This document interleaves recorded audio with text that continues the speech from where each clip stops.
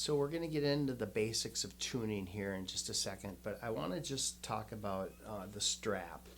The strap is a very important thing with the mandolin because it's so small and it kind of, you know, if you're standing up, you have to have a strap. But even when you're sitting down, it kind of stabilizes it.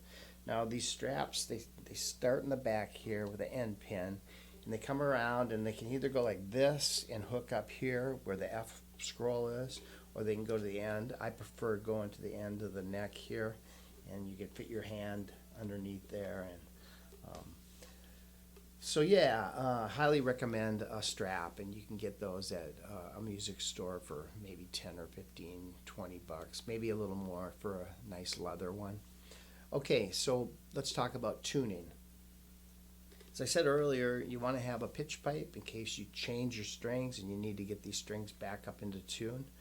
That can be a challenging thing. So if you have a pitch pipe, you can get the first pair of strings up to tune, because mandolin has pairs of strings. It's not four strings like it kind of looks.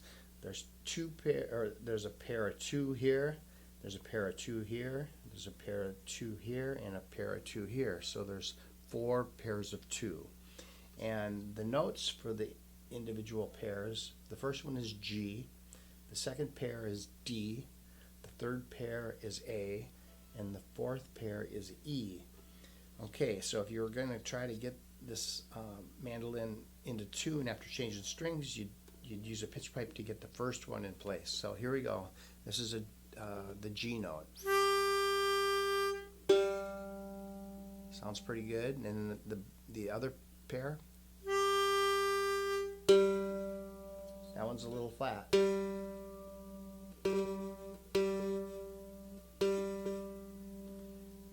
And then once you have your G string tuned up, then you go up to the 7th fret and you fret it like this. And then you play the next two strings, the next pair, and they should be the same. So that's going to be a D note for the second pair. And you go up to the 7th fret of that pair, and you fret the 7th note like this, and then play the next two open, and that's the A string. That's how you get the A up to tune. Then finally you go to the A string up to the 7th fret and fret it, and then play the next open pair, which are the E strings, the E pair, and then you should be in tune.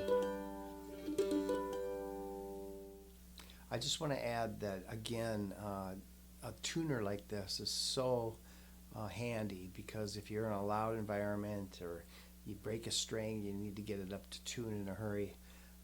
This will be a lifesaver, because even if you're in a loud environment, you can just use this to get the string or strings up to the right note. So I highly recommend one of these.